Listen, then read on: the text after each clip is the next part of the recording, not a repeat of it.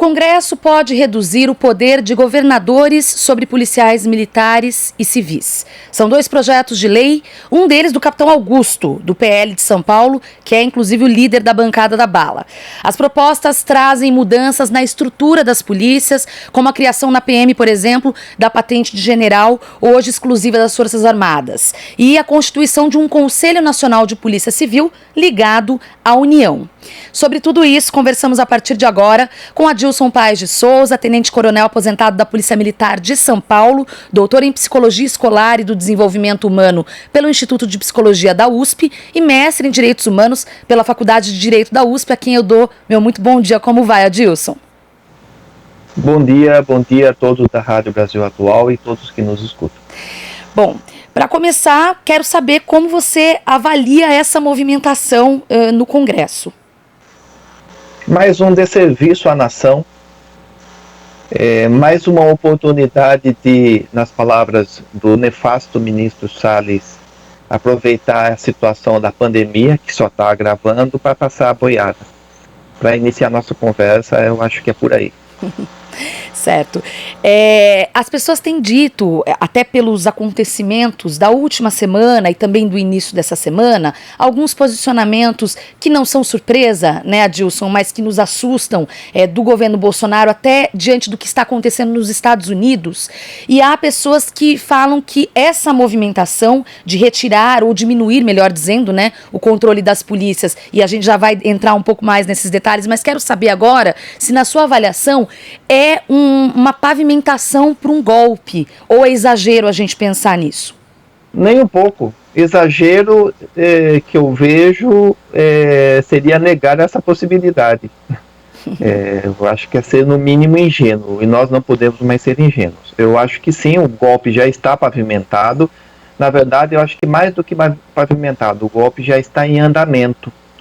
E o Bolsonaro, ele tem grande penetração, já há pesquisas realizadas em isso. Acho que a gente está com problemas. Vocês estão ouvindo? Não. Cortou o áudio. Vamos checar o que aconteceu aqui para a gente retomar a entrevista. Eu estou. Agora voltou. Você foi sumindo. Agora voltou, Adilson. Pode seguir. Você estava mencionando que a pavimentação, que já está pavimentado, né? O golpe já é uma realidade. Sim. Não é de hoje que é assegurada a grande influência do Jair Bolsonaro nas polícias. O exemplo do motim havido no Ceará é um exemplo evidente, e as manifestações de apoio, as interações. Talvez seja o microfone do headphone seu, do fone, Adilson. Você mexeu aqui e aí voltou a acontecer essa pequena falha. Eu não sei se há a possibilidade de retirar, não sei se você está num local barulhento, acho que não, né? Estou percebendo que você está na sala. Se der para tirar, para a gente tentar seguir a entrevista, talvez seja melhor. Vamos tentar. Pode falar aí para a gente, não?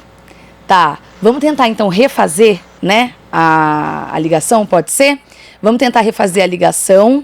Enquanto isso, a gente, enfim, aguarda. São questões da pandemia, né? É aquela velha brincadeira. Você está me ouvindo? Você está ouvindo aqui? Como que acontece? Isso acaba realmente sendo bem comum. O pessoal brinca que depois que tudo isso passar, e a gente espera que passe logo, vai ser bem comum que a gente lembre, né, disso. Está me ouvindo? Como que é? Tá me vendo? A câmera tá torta? Enfim. Bom, para quem conectou agora, enquanto a gente tenta retomar a conexão com o Adilson Paes de Souza, que é tenente-coronel aposentado da Polícia Militar de São Paulo, a gente estava conversando justamente sobre essa movimentação via projetos de lei no Congresso Nacional, que era uma demanda, ele estava explicando exatamente isso, era um desejo do bolsonarismo, do Jair Bolsonaro, dos seus apoiadores, que acontecesse essa centralização com relação ao controle das polícias. A gente sabe hoje que a prerrogativa de segurança pública é estadual e, portanto, em última análise, os governadores dos estados que são os chefes maiores das polícias, militar e civil.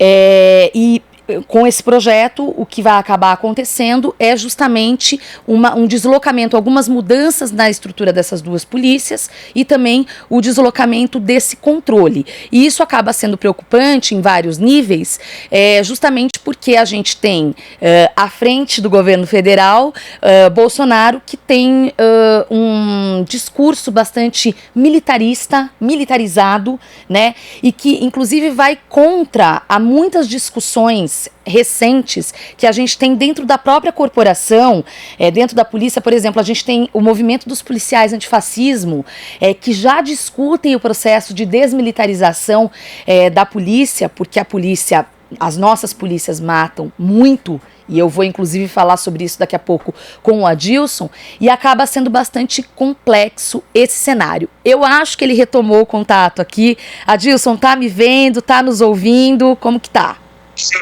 Eu estou agora fazendo um contato do meu celular. Então, se a imagem legal, não tem problema. Pelo menos a gente garante o áudio, tá ótimo. Bom, vamos lá, então. Isso. Só para completar, o exemplo do Ceará foi evidente, e há pesquisas que indicam a interação de policiais militares em ambientes virtuais bolsonaristas, inclusive em ambientes extremos, radicais, que pregam a ruptura do regime. Por exemplo, o Bolsonaro tem grande influência em todas as polícias, e várias iniciativas do Bolsonaro já foram adotadas para agradar esse nicho do eleitorado, e eu tenho certeza que esse projeto é um passo solene, um passo firme dado em direção a uma ruptura institucional. Enquanto a gente estava aguardando para tentar retomar, eu estava explicando, né, Adilson, que são coisas da pandemia, da tecnologia, não adianta. Enquanto a gente estava tentando retomar o contato de maneira mais adequada contigo, eu estava falando para os ouvintes sobre a questão da violência da polícia militar, né? É claro que cada estado tem sua particularidade, mas de uma maneira geral, a nossa polícia é muito violenta, e eu acho que vale uma nota, não de rodapé, né? Uma nota importante, né? Vale frisar que a maioria das vítimas está nas favelas, são negros, são corpos negros, periféricos, enfim. Diante desse cenário, essa tentativa de autonomia pode piorar esse clima já genocida, né? Essa política da necropolítica que a gente tem em curso no Brasil? Qualquer discussão séria de segurança pública passa necessariamente por um maior controle social sobre a polícia. Esse projeto vai em caminho oposto. Ele quer mais liberdade para a polícia e quer uma ligação direta com um presidente que tem um discurso de eliminação de pessoas. Então, é um presidente que apoia a eliminação de pessoas, eliminação física. O discurso dele é o mais evidente, o mais claro nesse sentido. Ele está dando um passo para ele ter o controle sobre as polícias. Então, além da eliminação das pessoas, de uma maior autonomia, porque os policiais eles se reconhecem no Bolsonaro. O Bolsonaro representa para eles tudo o que eles querem ser. É a pessoa que fala o que quer, faz o que quer e não acontece nada. Infelizmente, o Bolsonaro é a pessoa que fala o que quer, faz o que quer, e o máximo que tem são notinhas de repúdio. Nós já estamos enjoados e cansados de diversas notinhas de repúdio. Então, os policiais se identificam com ele. Então, maior autonomia nesse momento é ampliar o poder letal da polícia e ampliar a possibilidade de maior abuso por parte da polícia. Note que um dos defensores dessa medida, numa reportagem que eu vi no Estadão, ele falou, de um desses sindicatos da polícia. Sim. Ele falou, olha, a nossa legislação é de 69, nós precisamos de uma lei orgânica. Olha só a fala dele. E isso representa a omissão de todos os governos pós-redemocratização nesse campo. Essa legislação de 69, que organizou as polícias militares do jeito que nós temos agora, é uma legislação que citou a AI-5 como fundamento de maneira expressa. E todos os governantes brasileiros, democratas, ignoraram esse detalhe e permitiram que uma polícia existisse como se fosse possível conviver com aspectos desse instrumento nefasto da ditadura no regime de democracia. E, então, eles estão aproveitando brechas deixadas e só tende a aumentar o poder lesivo da sociedade, da polícia sobre a sociedade. Não tenha dúvida. Adilson, queria aproveitar também sua presença para explicar para os ouvintes o que na prática essa retirada ou essa diminuição, né, de controle dos governadores nas polícias pode significar, pelo seguinte sentido, até pelo fato do que você acabou de citar. A gente sabe, por exemplo, em São Paulo, que eu conheço mais essa realidade e você também com certeza, né, inclusive por dentro, a gente tem órgãos reguladores ou fiscalizadores, por exemplo, a ouvidoria das polícias, né? Que é importante também para fiscalizar abusos, fiscalizar essa situação de violência que a gente já falou. Isso também minaria essa atividade desses órgãos já constituídos? Como funcionaria na prática? Isso que eu quero que você explique para a gente. Veja bem, a situação já não é boa. Nós temos a ouvidoria, por exemplo, do Estado de São Paulo, para ficar com o Estado de São Paulo, mas ela não tem poder de investigação. O único poder dela é requerer, é pedir para alguém investigar. Uhum. E geralmente não dá em nada porque ela não tem poder de investigação, de interferir nas investigações para auditar as investigações. O Ministério Público, que deveria exercer o controle externo da polícia, lamentavelmente não exerce, né? E há pesquisas indicando que o Ministério Público, por muitas vezes, há pesquisas no Rio de Janeiro que indicam que mais de 99% dos inquéritos instaurados contra os policiais houve pedido de arquivamento do Ministério Público que foi recebido pelo Poder Judiciário. As instâncias de controle da polícia já não funcionam e permitem que ela atue de maneira letal. Há pesquisas científicas indicando isso.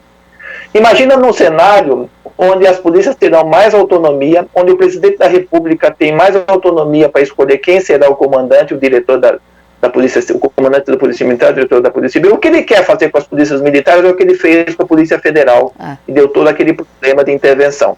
Ele quer concentrar o poder do braço armado do Estado sobre a égide dele, sobre o poder direto dele, para usar como contra adversários políticos e prováveis candidatos que terão chance de derrotá-lo nas próximas eleições. O que ele quer é isso. Que ele vai ter capilarizado muito mais do que as Forças Armadas, milícias policiais prontas para atuar, para desestabilizar determinado Estado, para ele oferir vantagem eleitoreira e política, através de uma intervenção inconstitucional, uma intervenção que dá para dizer claramente subversiva, que busca subverter, no sentido de que busca subverter a ordem constitucional presente. É extremamente grave essa medida.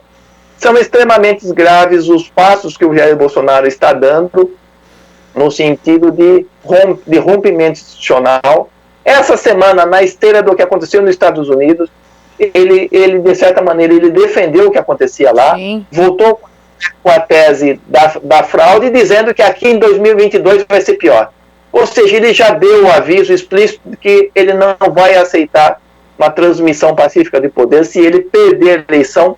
E ele tem chance, porque ele só está errando. Sim. Embora ele ainda tenha 37% de apoiadores, está caindo. E ele não vai entregar o poder. Por isso que ele está se articulando para ter braços armados para fazer valer a vontade ditatorial dele. Isso não é ficção, isso é realidade. Nós já temos iniciativas fortes e várias para armamento da população. A população está se armando.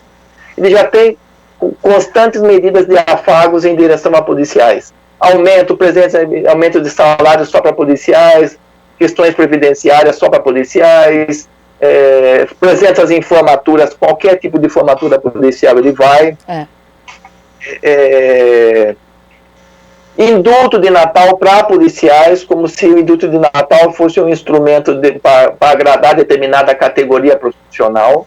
Então ele conseguiu conspurcar, ele conseguiu atacar, ele conseguiu de uma maneira direta banalizar o indulto. O pacote anticrime que ele não conseguiu passar de maneira expressa, isso é pouco explorado pela imprensa, a excludente de licitude, ele já passou de maneira casta, porque desde o começo de 2020, qualquer ocorrência em que policiais matem alguém, precisa de um advogado para que seja coletada a primeira informação do policial. O policial não dá declaração nenhuma, ele fala que não tem advogado e os inquéritos ficam parados. Ou seja, já tem uma série de medidas permitindo autonomia e dizendo para os policiais: eu sou o pai de vocês, eu fecho com vocês, eu estou com vocês, por favor, estejam comigo quando eu precisar. É essa ligação direta que ele está fazendo. Agora, os governadores de estados, muitos governadores de estados aproveitaram a popularidade do presidente na campanha. Sim, o Dória é um deles, né? Dória e o Witzel foi um deles. Sim. Com esse discurso lesivo, abusivo e autoritário, e agora eles poderão pagar o preço, mas infelizmente não são só eles que poderão pagar o preço. Todos nós poderemos pagar com mais letalidade, com mais abuso e com uma quebra institucional gravíssima, com a instauração de fato de uma ditadura, ou o exemplo do que acontece na Hungria, uma ditadura travestida de democracia. O Viktor Orbán é um modelo que o Bolsonaro já citou como modelo, como inspiração. Sim. As cartas estão na mesa. As instituições que se dizem presentes e fortes devem agir o mais rápido possível para salvar a nossa democracia. É porque se passa um verniz, né? E aí nesse verniz, como você disse no começo da entrevista, aproveita para se passar a boiada.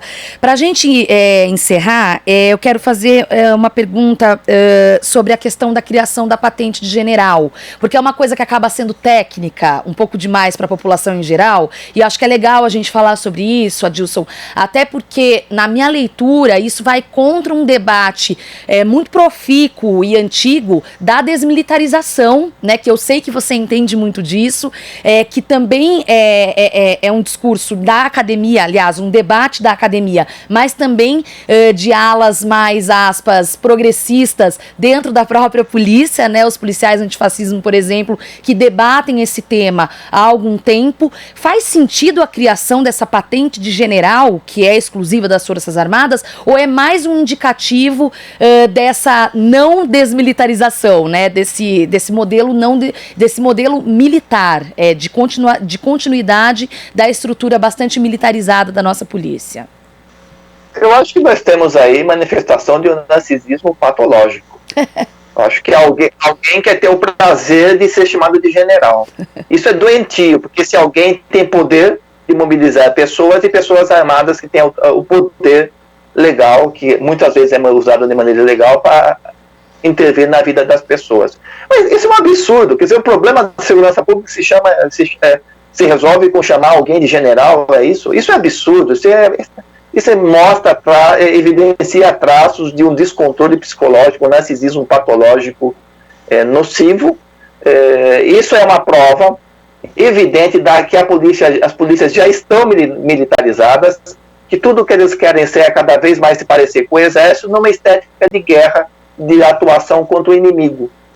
Isso é ridículo, para dizer o mínimo, e mais uma vez é extremamente preocupante que esse projeto de lei sirva de exemplo para esses governadores que ficam namorando discurso autoritário e de eliminação de pessoas como medida eficiente de segurança pública, porque agora eles estão sentindo o tiro no próprio pé deles, sabe? Eles estão se mexendo porque eles sabem que é uma avançada, um avanço que o governo federal dá com esse projeto autoritário sobre os governadores. Por isso que eles estão incomodados, porque enquanto estavam só entre muitas aspas, a população, principalmente a população preta, pobre, privilegiada, era discurso de comunista, era discurso de radicais que estavam vendo fantasias em todo o campo.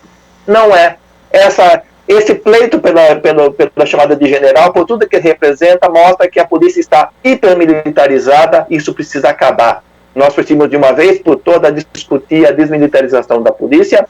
E sim, se nós queremos tirar o maior controle exclusivo do governador, que nós partamos como fez a Irlanda do Norte, que nós tenhamos uma comissão independente de polícia composta por membros da sociedade civil. A polícia é apenas, então, somente mais uma das maneiras pelo qual o Estado se manifesta em nossa sociedade. Se nós vivemos numa democracia, nós precisamos ter maior controle civil e não guardas pretorianas presidenciais para instaurar uma ditadura em nosso país. Excelente. Bom, e vale dizer, né, como muito bem salientou o Adilson, que o Bolsonaro está fazendo exatamente o que ele havia prometido. Quando pessoas que agora querem desembarcar, né, alguns governadores, mesmo pessoas que votaram nesse projeto de país do Bolsonaro, alegam estelionato eleitoral, isso não pode ser aceito porque, de fato, ele está fazendo exatamente o que ele prometeu. E com isso, agradeço muito o Adilson Paes de Souza, tenente-coronel aposentado da Polícia Militar de São Paulo, doutor em Psicologia Escolar e do Desenvolvimento Humano pelo Instituto de Psicologia da USP e mestre em Direitos Humanos pela Faculdade de Direito da USP, por essa excelente entrevista. Adilson, muito obrigado, um bom dia, até a próxima oportunidade. Bom dia a todos. Esse é um projeto que precisa ser repercutido com a máxima amplitude. Esse é um passo decisivo para a ruptura institucional. Precisa ter uma resposta urgente das instituições e definitivamente precisa se tirar de maneira constitucional o presidente Jair Bolsonaro do poder. Nós não aguentamos mais, o país não aguenta mais. E eu agradeço a oportunidade, estou à disposição e sigamos em frente. Tá certo, obrigada, até mais. Tchau. Aqui você ouve as notícias que os outros não dão. Jornal Brasil Atual.